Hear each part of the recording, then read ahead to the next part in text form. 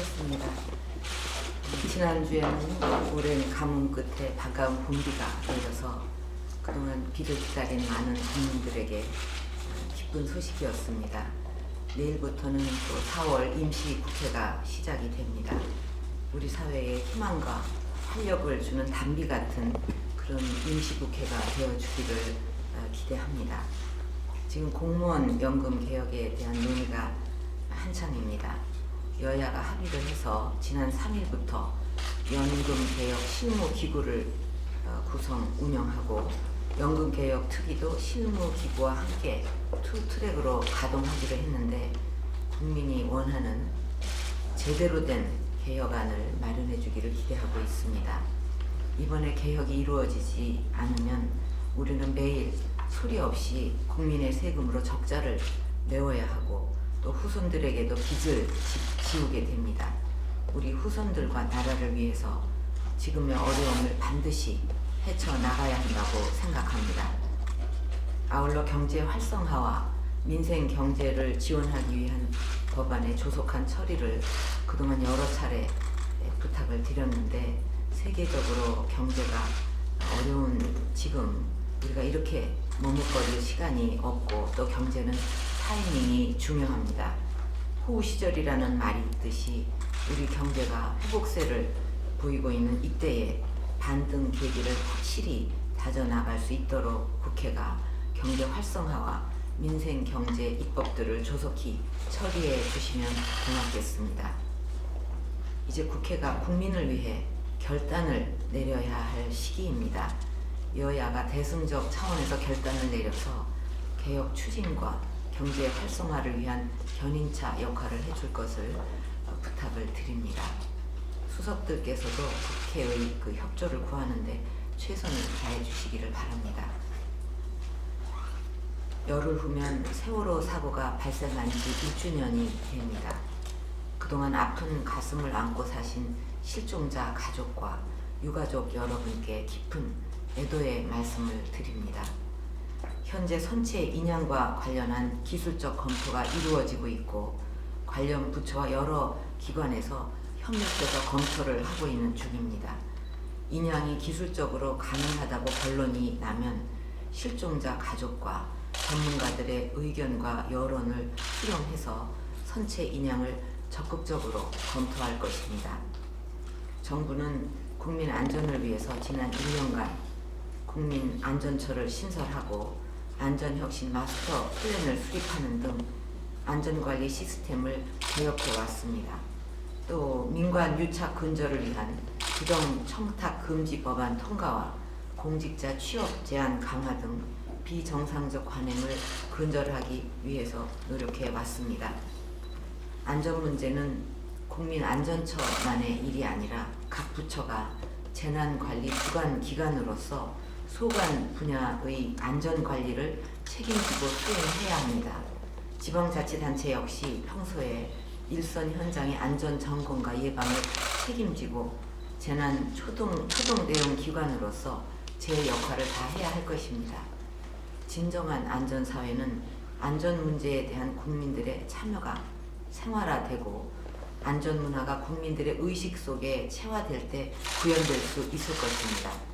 안전신문고 앱이 보다 빠른 속도로 전파되고 실효성 있게 운영될 수 있도록 홍보를 강화하고 우수 사례를 전파하는 등의 전방위적인 확산 노력을 전개해 주기를 바랍니다.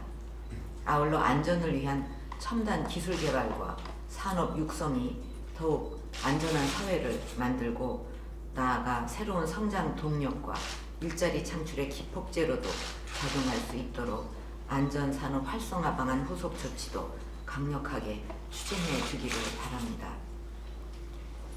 황영조 선수가 92년 바르셀로나 올림픽에서 막바지 죽음의 언덕으로 불리는 몬주익 언덕을 혼신을 다해 넘어서 마라톤 금메달을 획득하면서 큰 감동을 준 적이 있습니다. 지금 노동시장의 구조 개혁을 위한 노사정 협의가 당초 약속한 활동 시한인 지난달 31일을 넘기면서도 지난주 후반 내내 주요 쟁점에 대해 마라톤 협상을 이어왔습니다. 아직 대타협에 이르지 못하고 있는데 그래도 노사정이 노동시장 구조개혁의 필요성과 시급성에 대해서 인식을 함께하고 아직 대타협에 대한 희망이 이어지고 있는 것은 다행이 아닐 수 없습니다. 노동시장 구조개혁은 더 이상 미룰 수 없는 시대적 과제입니다. 지난주에 말씀드린 바와 같이 노사정 모두의 책임 있는 결단이 요구되는 사안입니다. 글로벌화, 고령화 등으로 고용 환경은 급변하고 있는데 그 결단을 미루어서 낡은 노동시장 구조에 계속 갇혀 있도록 하는 것은 채용 문턱 앞에서 좌절하고 있는 청년들과 저임금과 고용 불안에 시달리고 있는 비정규 근로자들의 미래 희망을 빼앗는 것이라고 할 수 있습니다.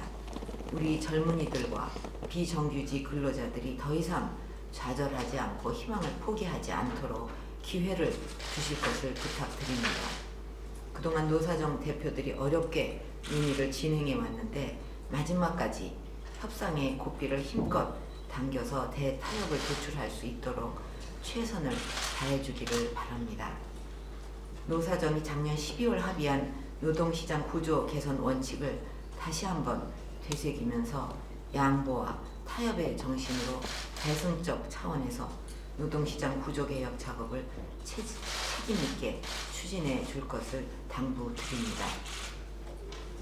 지금 정부는 창조경제 생태계 활성화를 위해서 창업, 성장, 회수, 재투자 등 모든 과정에서 창업활동을 저해해왔던 애로사항들을 지속적으로 발굴해서 개선해 나가고 있습니다. 그 결과 세계 유수기관으로부터 우리 창업 환경이 높은 평가를 받고 있고 최근 들어서 글로벌 기업들이 창업 보육을 위한 캠퍼스를 설치를 하고 우리의 스타트업에 대한 투자도 시작을 하는 등 창조경제 생태계 변화를 피부로 느낄 수 있게 되었습니다. 이런 변화를 가속화하기 위해서 전국의 17개의 창조경제혁신센터를 상반기 내에 모두 개설한다는 목표를 진행해 오고 있습니다. 벌써 대전 등 일부 혁신센터에서는 입주 기업들의 매출이 증가하고 있고 투자 유치도 활발해지는 의미 있는 변화들이 나타나고 있습니다. 또 지난 중동 순방 때는 혁신센터 모델을 사우디에 이전하는 등 세계의 관심도 커지고 있습니다.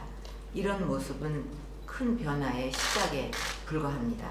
혁신센터에서 시작된 창의와 혁신의 기조가 궁극적으로 우리 경제의 근간으로 뿌리를 내려야 완성이 되는 것입니다. 각 수석들께서는 지역별 창조경제혁신센터 모델이 조기에 정착이 돼서 역동적인 창조 생태계가 착근되도록 박차를 가해주기를 바랍니다.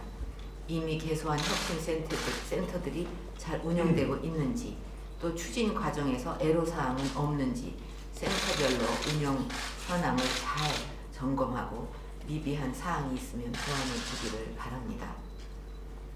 지난주에 2016학년도 대학 수학능력시험 시행 기본 계획이 발표되면서 국민들의 관심이 집중되고 있습니다. 매년 수능의 난이도와 변별력에 대한 논란이 끊이지 않고 지난 2년간은 수능 출제 오류가 반복됐습니다. 교육은 백년지 대계입니다. 한번 교육 관련 정책과 방향을 정하면 자주 바꾸지 않고 학생들이 학교 공부에 충실하면 실력을 발휘할 수 있는 환경을 꼭 만들어야 하겠습니다. 지난주 교육부가 이런 취지를 담아서 수능 출제 오류 개선 방안을 국무회의에 보고하고 발표했습니다. 학교 교육 과정에 충실한 학생이라면 문제를 해결할 수 있도록 출제를 하고 학생들이 과도한 학업 부담에서 벗어나서 꿈과 끼를 키울 수 있도록 한다는 원칙 아래 해나가겠다고 국민들께 약속을 드린 것입니다. 교육부가 중장기적으로 안정적인 난이도를 유지한다고 하면 변별력 측면에서는 대학이 학생을 선발할 수 있는 자율권을 가지는 방안도 함께 논의할 필요가 있습니다. 관련 수석실과 부처가 함께 공론화 방안을 마련하기를 바랍니다.